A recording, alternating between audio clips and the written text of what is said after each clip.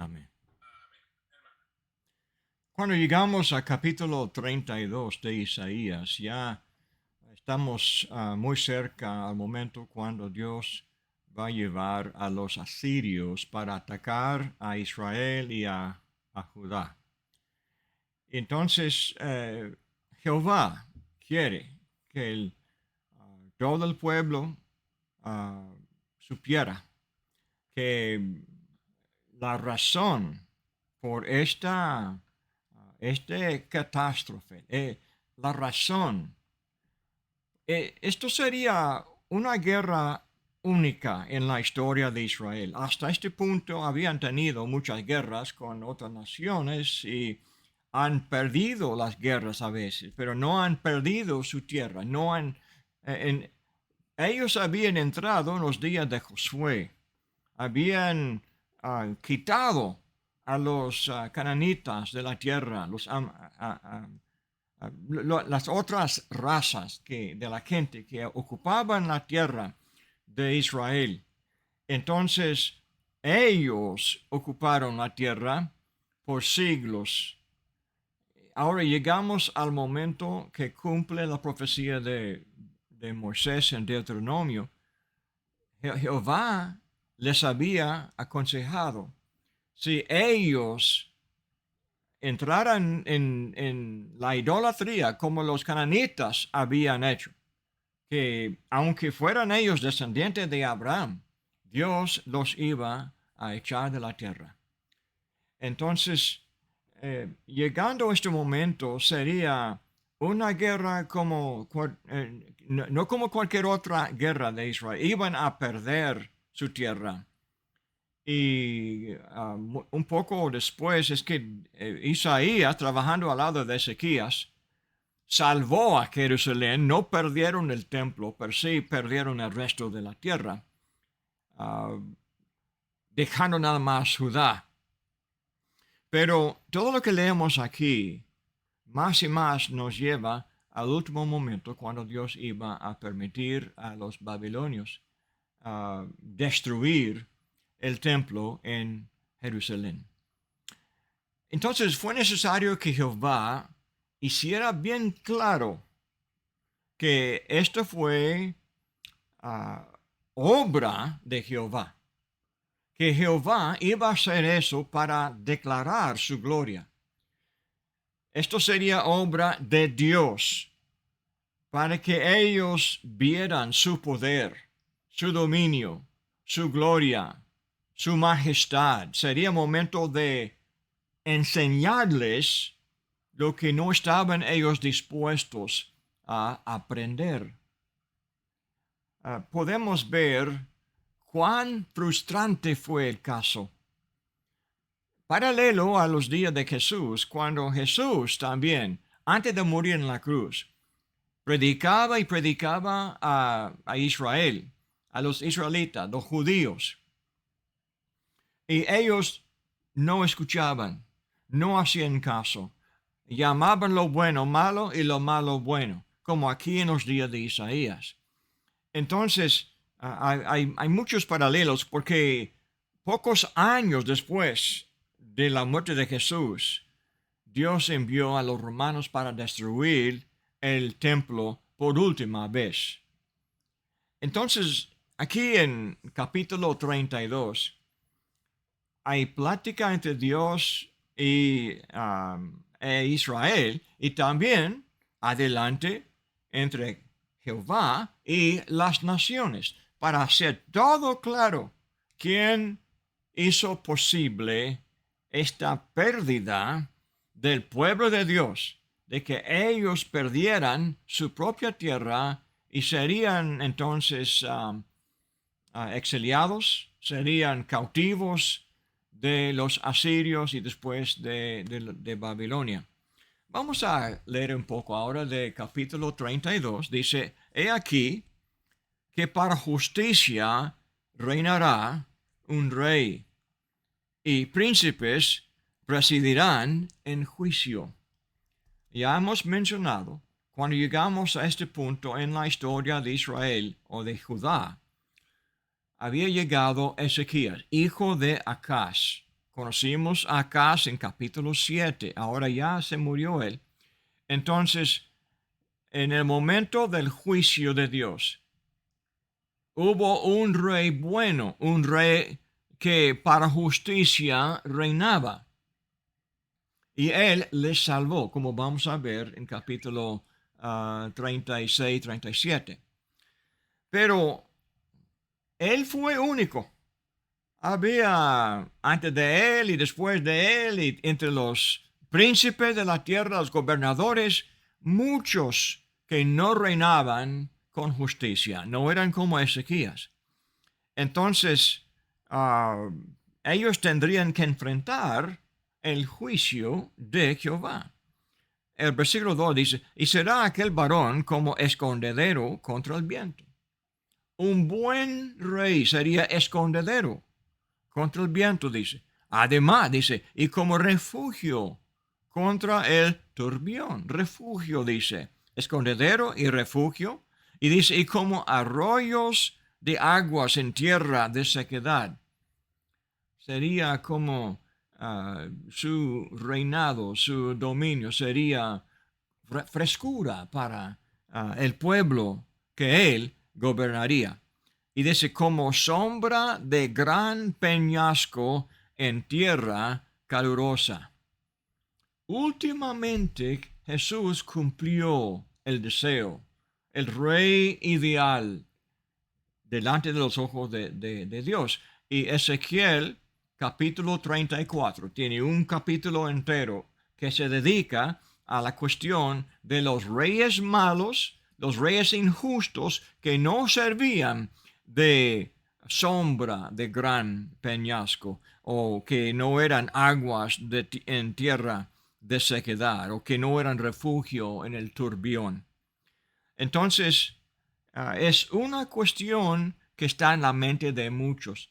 Y los profetas repiten mucho de que los reyes eran culpables de llevar a su pueblo al punto de enfrentar la ira de Dios. Hay explicación de la forma de hablar de los malos gobernadores. Versículo 3. No se ofuscarán entonces los ojos de los que ven, y los oídos de los oyentes oirán atentos.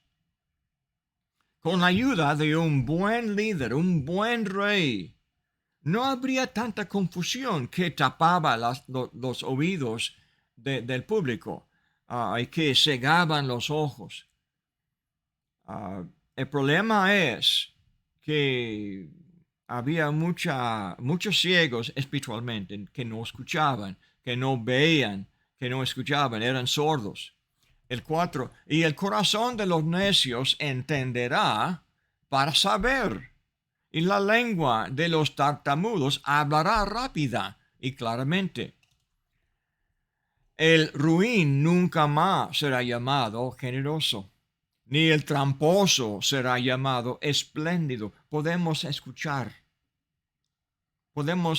los argumentos que hacen y la forma de hablar de los malos gobernadores. Estaban torciendo todo, lo malo, bueno, lo bueno, malo.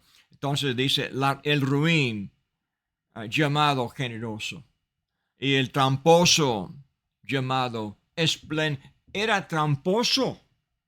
Eran hombres, tal vez nobles, tal vez ricos, quién sabe, poderosos, pero no podíamos llamar de tramposos, no.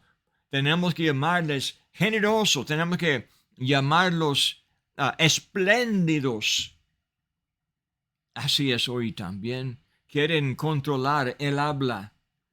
Es una gran lucha del gobierno, de los gobiernos de hoy. La influencia de los humanistas no quieren debatir. El error no quiere debate. La mentira no quiere plática, quiere silencio.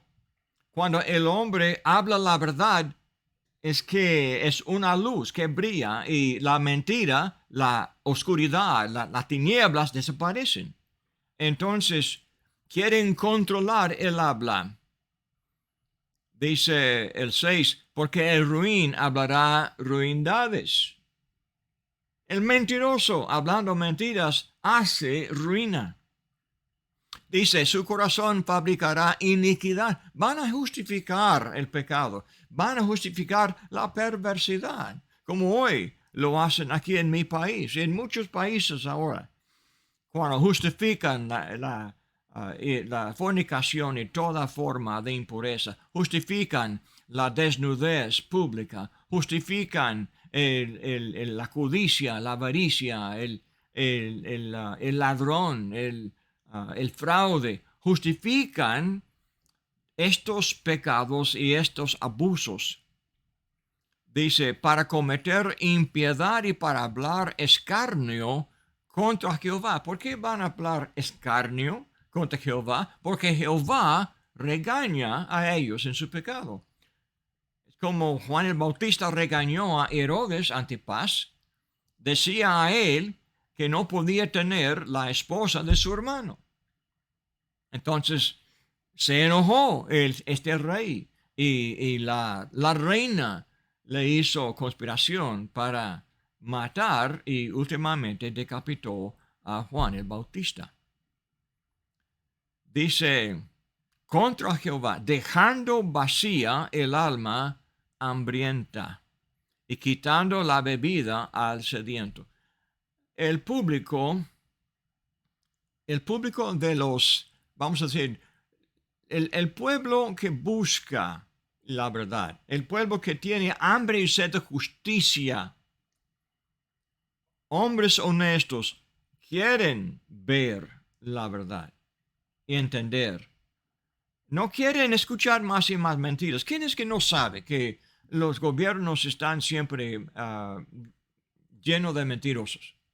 Y cuando hablan la mentira, cuando es propaganda y están promoviendo sus perversidades, todo el mundo sabe que están mintiendo, que son mentirosos, pero no dicen nada porque son poderosos, son ricos, tienen mucha influencia. Como hoy, como le dice Jesús, los fariseos y los fariseos y los saduceos eran hombres ricos y nobles en el pueblo, tenían poder y dinero y nadie podía abrir la boca en contra de ellos. Y Jesús, al haber hecho eso, lo mataron y también intentaron matar a los apóstoles después de él. Dice el 7, las armas del tramposo son malas, trama intrigas inicuas para enredar a los simples con palabras mentirosas y para hablar en juicio contra el pobre. Porque el pobre no puede pagar, no puede pagar el soborno, no puede apoyar a los gobernadores. Entonces oprimen al pobre y no le dan justicia. El versículo 8 dice, pero el generoso pensará generosidades y por generosidades será exaltado. Dios siempre juzga. Está mirando desde el cielo y Él ve cuando hay mentira, cuando hay injusticia, y Él es el Dios de los pobres y de los víctimas, de los débiles, de las viudas y los huérfanos. Siempre Dios se da cuenta de la injusticia en contra de ellos. Y tarde o temprano les juzgará. Entonces, siguiendo la plática, en los versículos 9 al 14, vemos el escenario de destrucción. Dios aconseja a las mujeres que habrá en su tierra una desolación completa. Un poco más que un año. Le da una fecha. Esta profecía lleva fecha. Dice, mujeres indolentes, levantaos, oíd mi voz. Siempre el problema de oír. Mucha repetición. Óigame, dice, oíd. Jesús dice, el que tiene oídos, que oiga. Entonces dice, mujeres indolentes, levantaos, oíd mi voz, hijas confiadas, Escuchad mi razón. Por estar confiadas, no escuchaban. Estaban seguras en su vida, sus compromisos que habían hecho con los gobernadores. De aquí a algo más de un año tendréis espanto. Oh, confiadas, dijo, porque la vendimia faltará y la cosecha no vendrá. Y si no hay vendimia, no habrá jugo de la uva. Y si no hay cosecha, no habrá pan en la mesa. Tal vez un poco del año anterior, pero cuando eso está ahí, ya está comido, no habrá para comer. Nada más hambre. Dice el 11, temblar o indolentes, turbaos o confiadas. Indolentes es una palabra interesante. Tenemos varias palabras en español para describir la persona perezosa. Una forma de la pereza es esto de indolencia. ¿Por qué es perezoso? Es que no quiere sufrir. Indolente.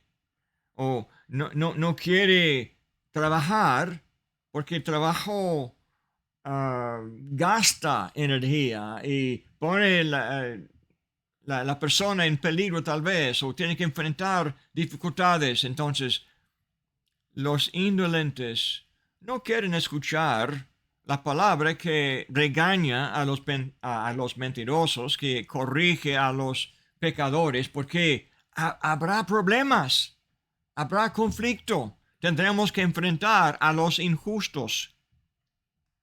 Y las mujeres estaban bien contentas de aceptar la seguridad que los malos las ofrecían.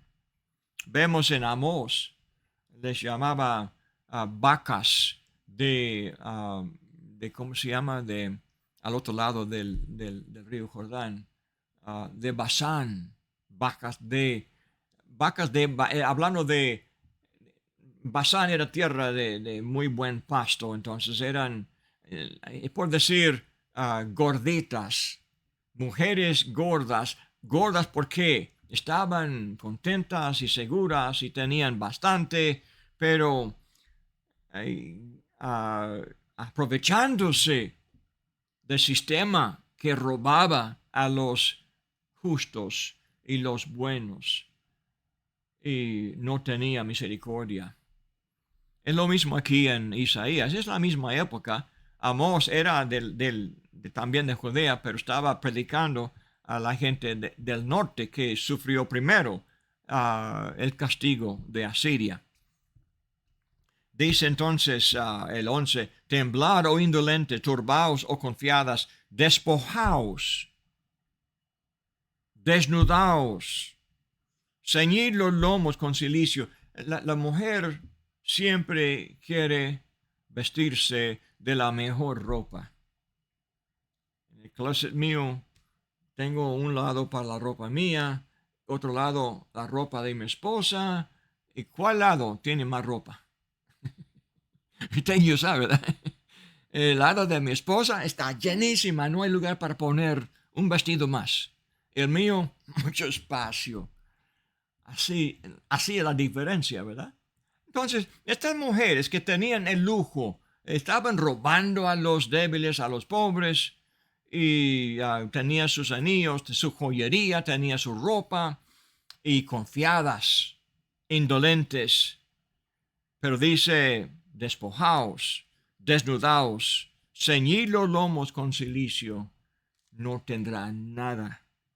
Golpeándose el pecho lamentarán por los campos deleitosos, por la vid fértil. Será tiempo para llorar y llorar, porque no tendrán nada.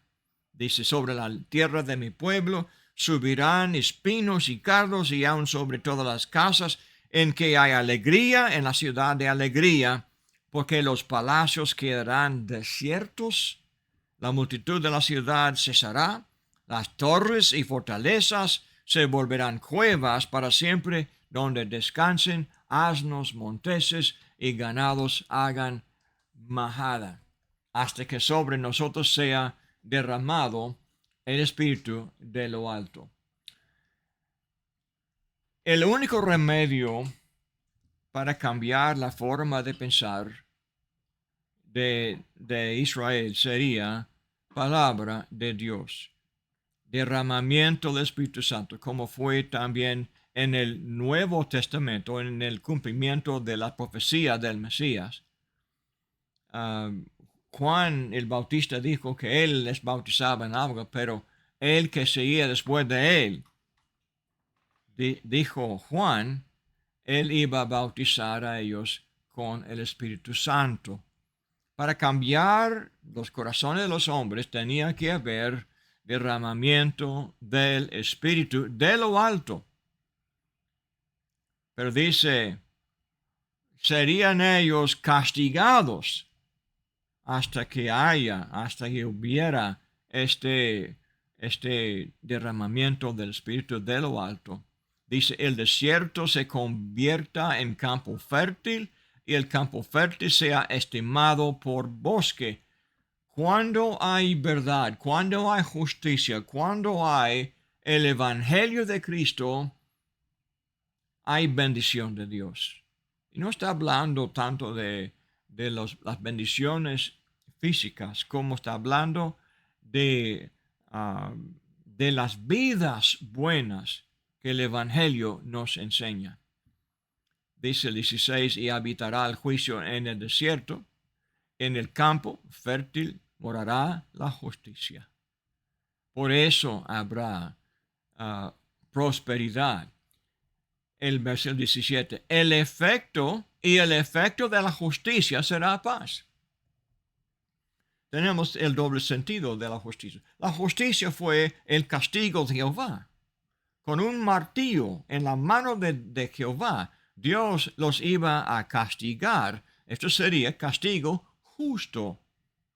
Castigando a los malos, a los corruptos, a los pecadores. Y el efecto será entonces paz. Porque no habrá más el pobre, el débil, afligido por las mujeres indolentes y sus esposos y los hombres, gobernadores que habían creado este sistema de injusticia, que era sistema de aflicción para los justos, como vemos en Habacuc capítulo 1, cuando el profeta clamaba a Jehová. ¿Cómo podía Jehová soportar las injusticias de los malos en contra de los justos? Esta fue la voz clamando de un hombre justo a Jehová. Y tenemos el gran mensaje de Habacuc, en donde Jehová declara que él iba a enviar el juicio en las manos de Babilonia. Dice, el efecto de la justicia será paz, y la labor de la justicia reposo y seguridad para siempre. Después del juicio, con un pueblo justo, con gobernadores justos, habría entonces paz y seguridad y reposo. Es el efecto siempre de la justicia, reposo.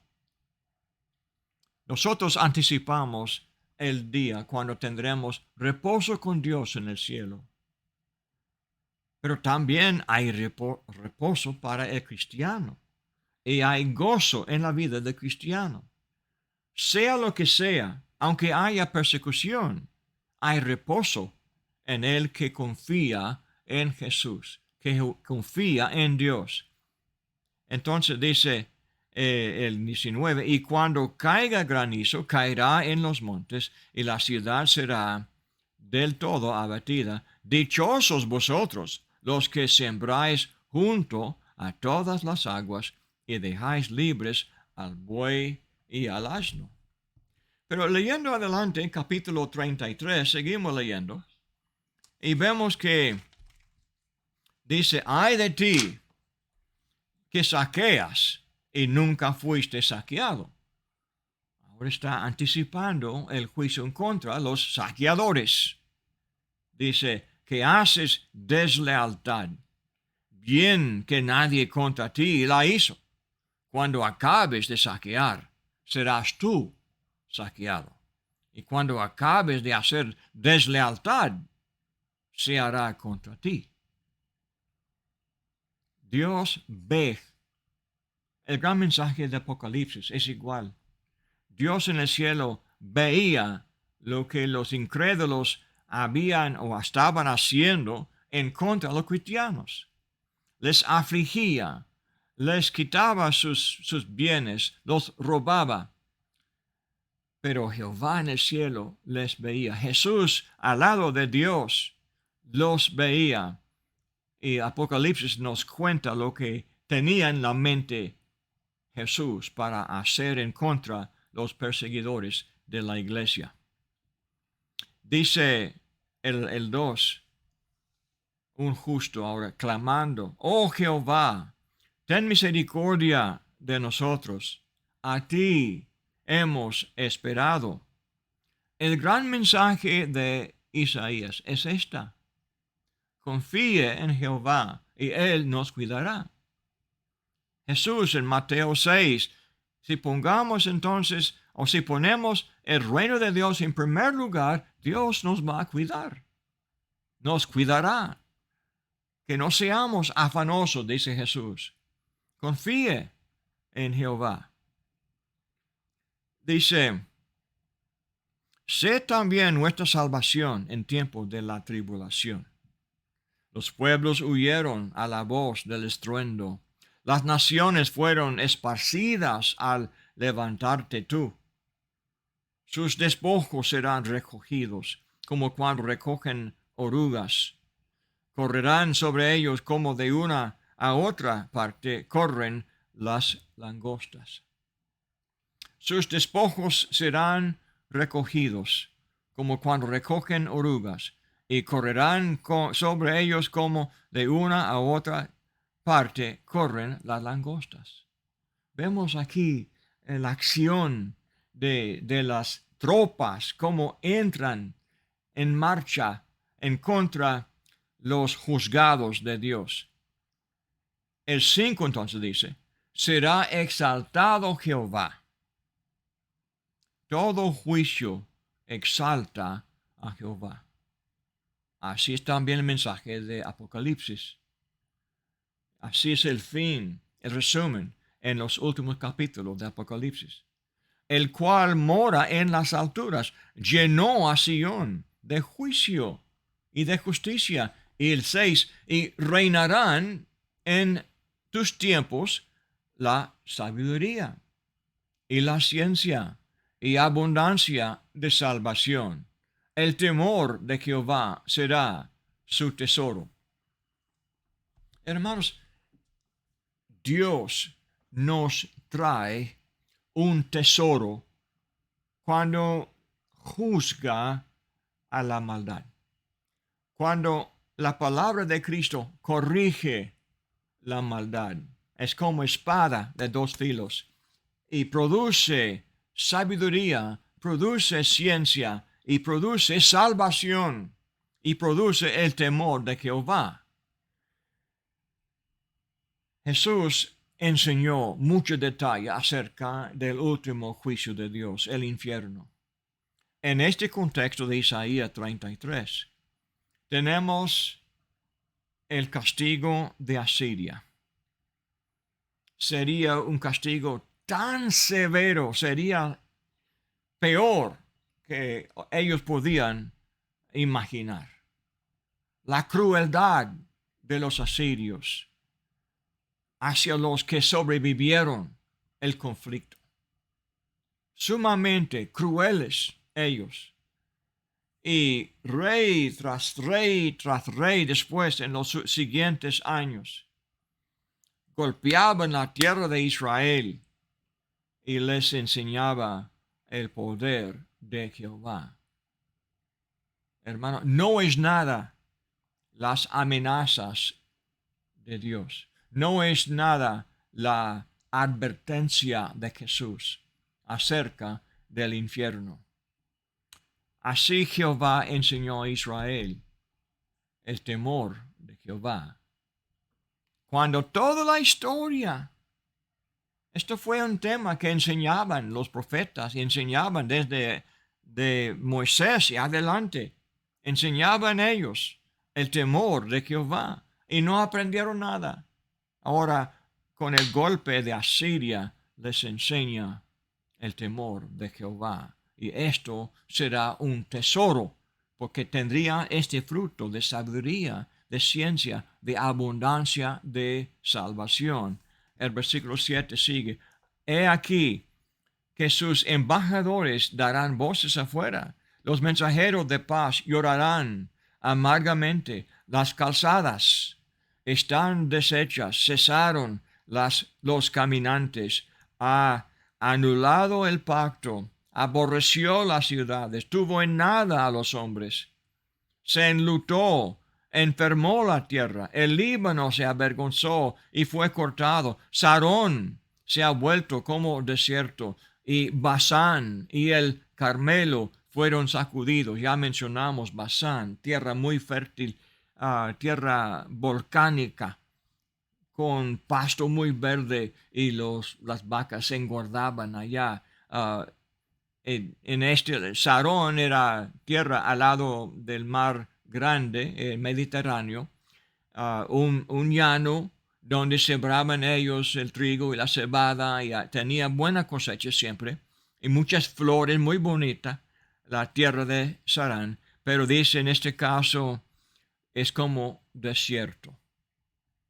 El Carmelo Carmelo fue como el monte al lado del agua, del mar, donde Elías hizo el altar y llamó fuego del cielo.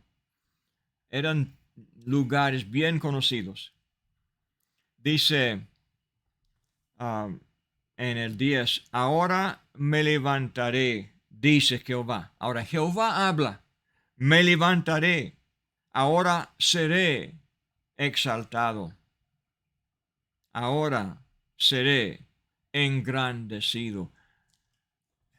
Israel y Judá rehusaban dar la gloria a Jehová que él merecía recibir. Hermanos, así es hoy todavía.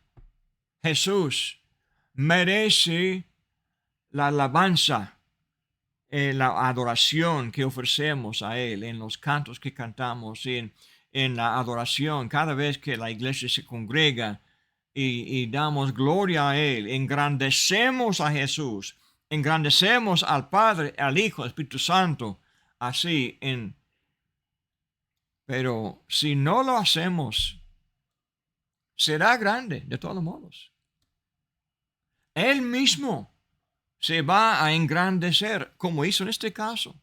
Cuando Israel y Judá fallaron en engrandecerle a él, ahora él mismo se engrandeció por el juicio de los asirios. Dice, concebisteis hojarascas, rastrojo daréis a luz, el soplo del vuestro fuego os consumirá, y los pueblos serán como cal quemada, como espinos cortados serán quemados con fuego. Huid, otra vez, clama Jehová, huid, escuchad, dice, huid los que estáis lejos. Lo que he hecho, y vosotros los que estáis cerca, conoced mi poder. Los que estaban lejos, hablando de quién, tal vez los incrédulos, tal vez los gentiles, los de lejos. Jehová hacía algo grande, demostrando su gran poder. Dice, conoced mi poder.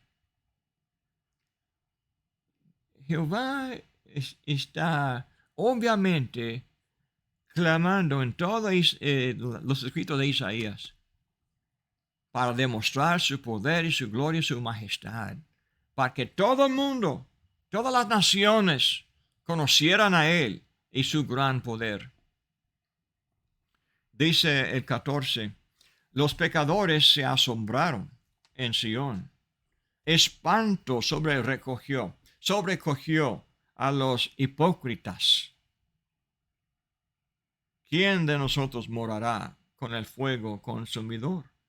¿Quién de nosotros habitará con las llamas eternas? ¿Quién puede soportar a Jehová? Acuérdense de lo que Jesús mencionó en Apocalipsis y también aquí en Isaías.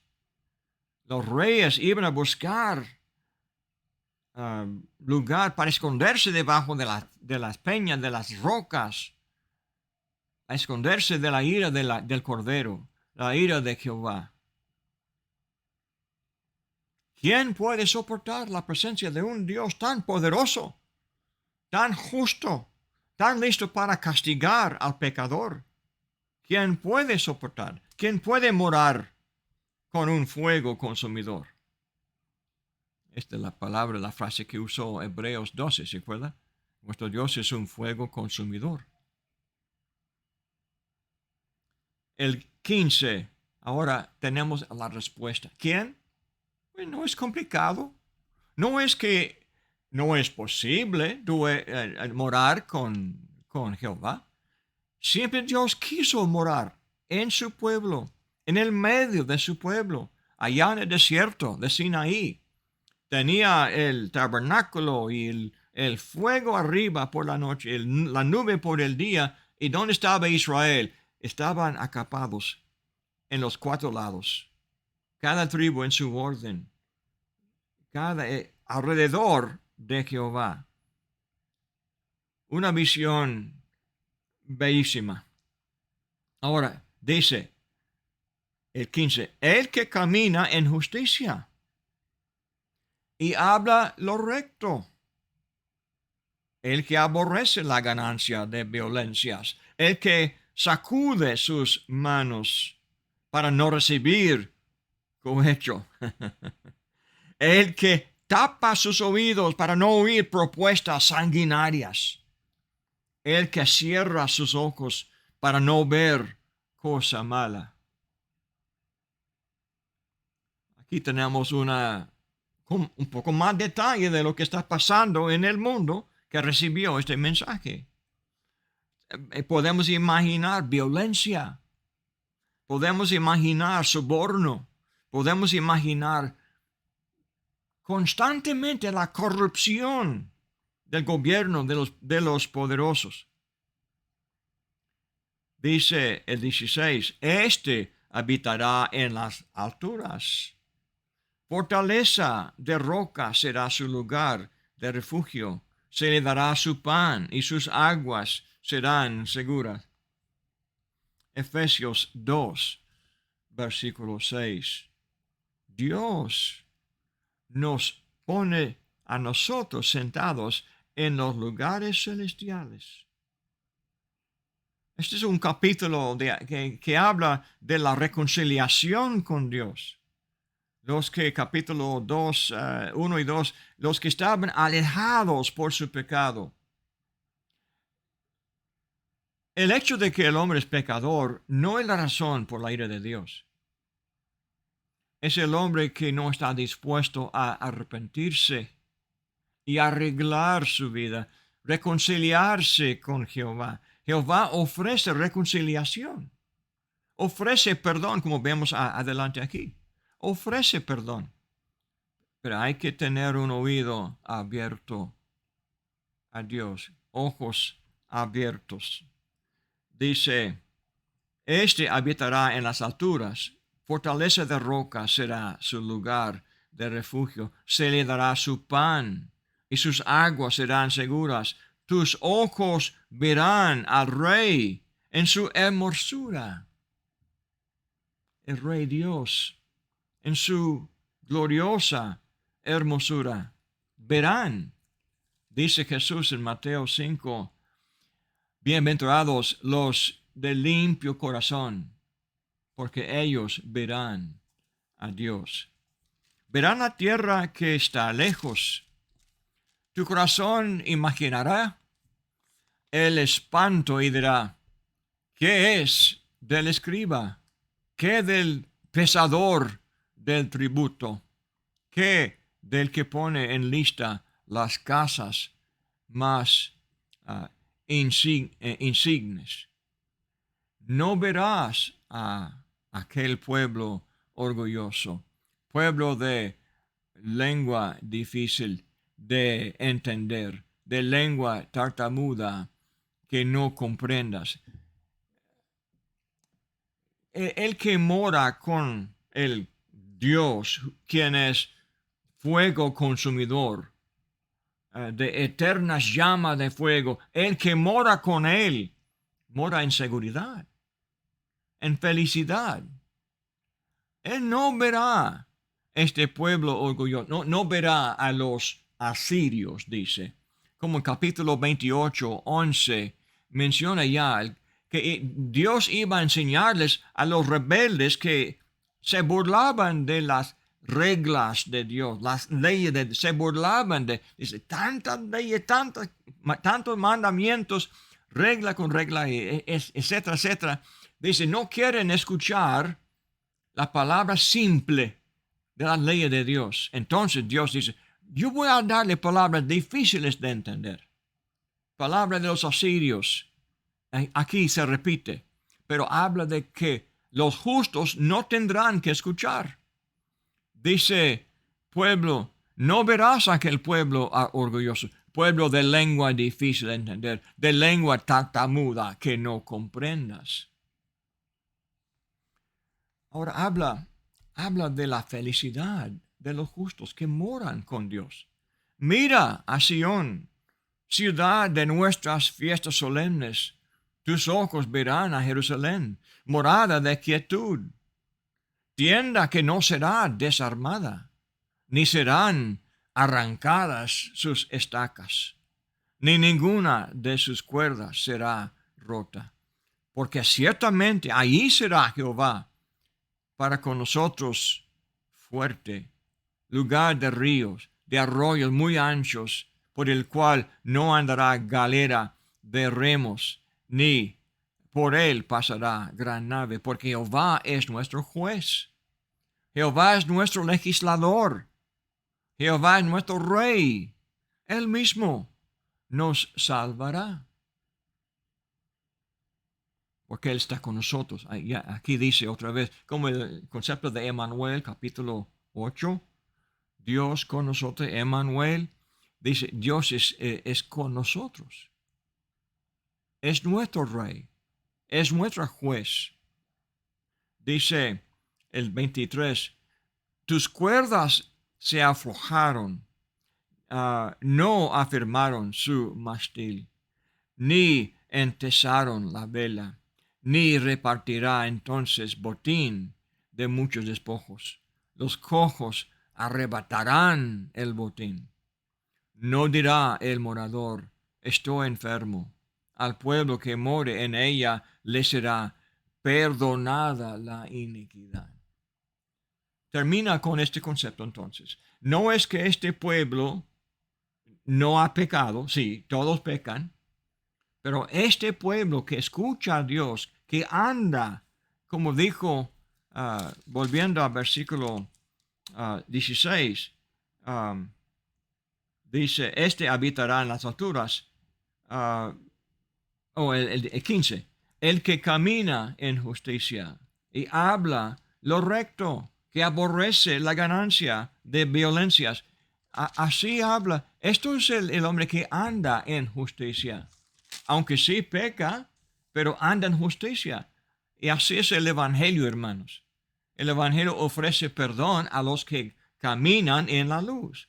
Los que andan en la luz, como Él está en la luz, tenemos comunión con el Padre, con el Hijo. 1 Juan 1:7. Y la sangre de Jesús nos limpia de todo pecado. Pero, versículo 8, confesamos los pecados y Él nos perdona. Un poco más, capítulo 34.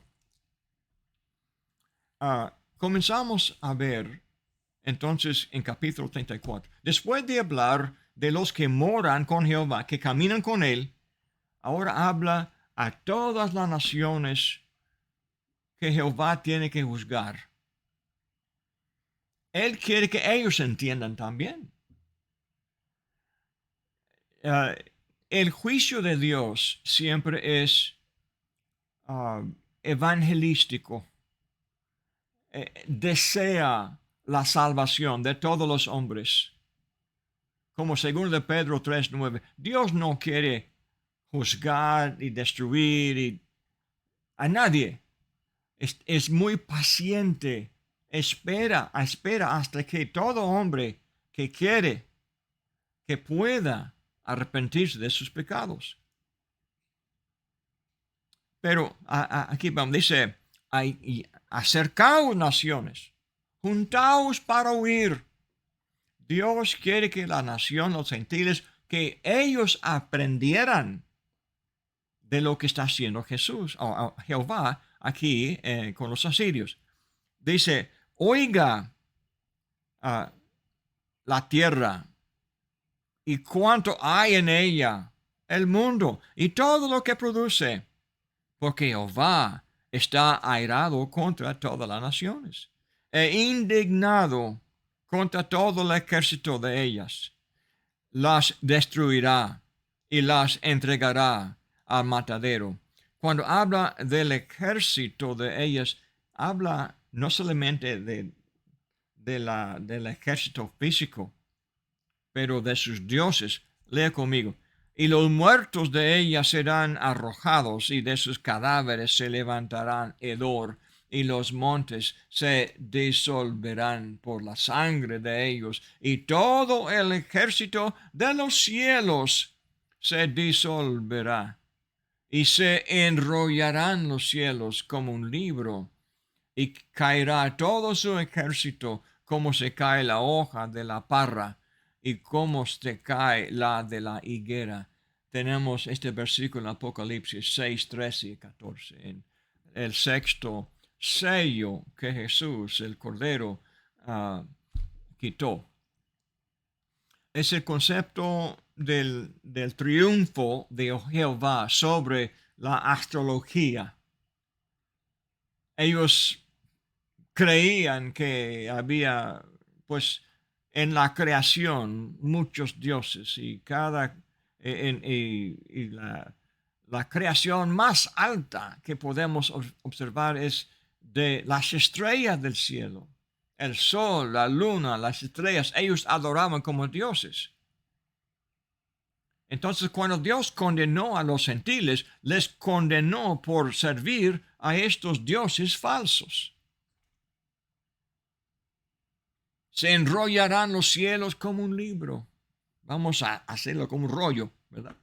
Y caerá todo su ejército, como se cae la hoja de la parra.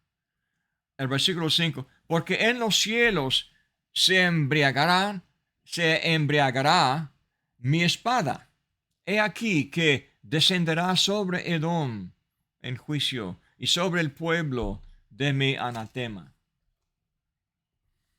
Tenemos en Isaías un juicio especial reservado para la nación de Edom, aunque Edom era nación hermana. Edom fue Esaú, hermano de Jacob, Israel, pero en su amargura se habían hecho los peores enemigos que tenía Israel en su historia. Y tenemos el libro de Abdías dedicado a condenarles a Edom, y también el libro de Malaquías. Y en varios lugares tenemos la condenación de Edom, esta nación hermana de Israel. Se llama el pueblo de mi anatema. Maldito de Dios. Dice el 6, y tantas veces podemos imaginar también, eran un símbolo de todas las naciones enemigas de Israel. Entonces, ¿de qué habla? ¿Solamente de Edom o de todas las naciones? Pues vamos a ver en contexto. Usa mucho lenguaje que se aplica a nada más a Edom. Dice, llena está de sangre la espada de Jehová. Dice, engrasada está la grosura de sangre de corderos y de machos cabríos, de grosura de riñones de carneros, porque Jehová tiene sacrificios en Bosra y grande matanza en tierra de Edom. Esta figura de sacrificio se usa varias veces en los profetas para describir un castigo, un juicio de Dios. Cuando Dios envió una nación para juzgar a otra nación, invita a todos los demás alrededor de venir a una fiesta, un sacrificio de Dios. Iba a sacrificar a ellos y sería fiesta para las aves del cielo y de las fieras del campo para venir y comer mucha carne de este sacrificio. Sería momento de mucha sangre y mucha grosura. El lenguaje de sangre de corderos y de machos cabríos es lenguaje de sacrificio de animales en el templo de Dios. Pero Bosra es una ciudad de Edom. El 7, y con ellos caerán búfalos y toros con becerros, y su tierra se embriagará de sangre, y su polvo se engrasará de grosura. Habacuc también habla de embriagarse.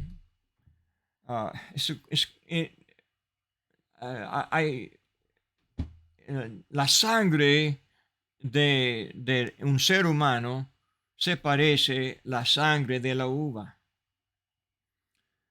Y entonces tenemos esta figura de cuando uno toma mucho vino, se embriaga, se pone ebrio.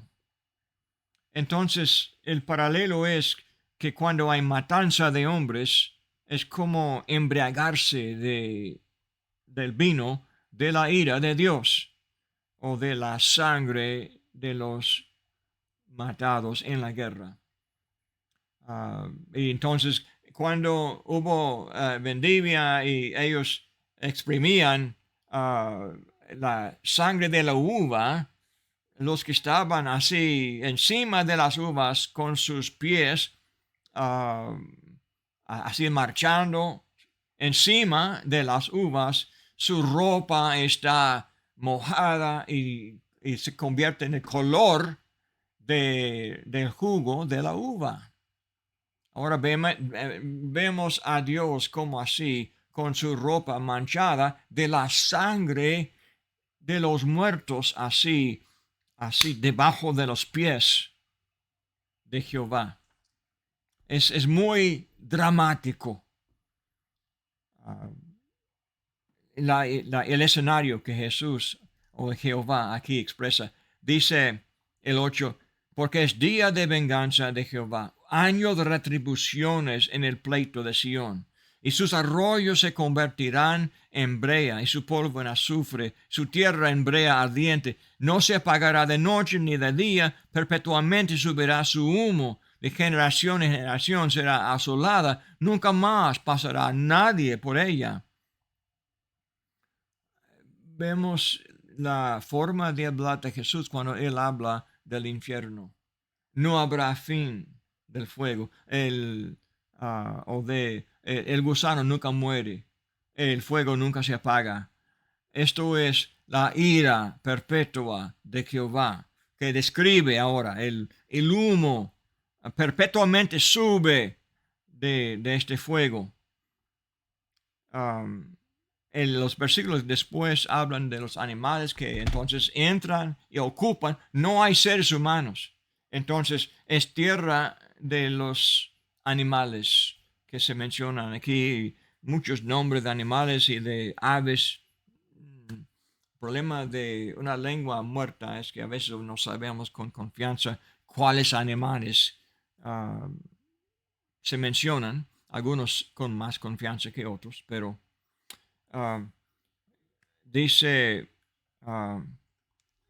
se adueñarán de ella el pelícano, el erizo, la lechuza, el cuervo morarán en ella, y se extenderá sobre ella cordel de destrucción y niveles de asolamiento, etcétera, etcétera. El cordero es instrumento de Dios como de construcción, para medir, para hacer todo recto y perfecto. Y cuando Dios juzga, es con precisión. Exactamente Dios hace lo que entiende, lo que Él intenta hacer. Y cumple su plan. Y es un juicio completo. Y deja entonces animales, el 14, las fieras del desierto, etcétera, etcétera, del búho, el 16, inquirid, dice en el libro de Jehová. El profeta dice, ok, aquí tengo esta profecía, como dijo también de Babilonia, en capítulo, ¿cuál era? Como 28. Dijo, esta tierra no será habitada, será tierra de animales. Ahora, voy a escribirlo, inquirir en el libro de Jehová. Después de todo, vuelva, vea, así será. Dice, leed, si faltó alguno de ellos. ¿Cuál animal que menciono aquí no será? Es como el desafío de Jehová. Les voy a decir cada animal que va a ocupar esta tierra donde hay seres humanos y no habrá seres humanos, nada más animales. Y voy a nombrar cada animal. Y cada uno que está en mi libro va a estar por allá. Leed si faltó alguno de ellos, ninguno faltó con su compañera, porque su boca mandó, y los reunió su mismo espíritu. Y él les echó suertes, y su mano les repartió con cordel. Para siempre la tendrán por heredad. Es que los animales para siempre tendrán, dice, por heredad. De generación en generación morarán allí. Pues hermanos, ya, ya terminamos la hora. No terminé con capítulo 35. Casi llegamos, pero si Dios quiere podemos leerlo. Es un capítulo corto que habla de la esperanza que Jehová presentaba a su pueblo, hablando del camino de santidad. Y es una promesa mesiánica. Muy bonito. Gracias hermanos por su atención y su paciencia conmigo en este estudio. Que Dios los bendiga.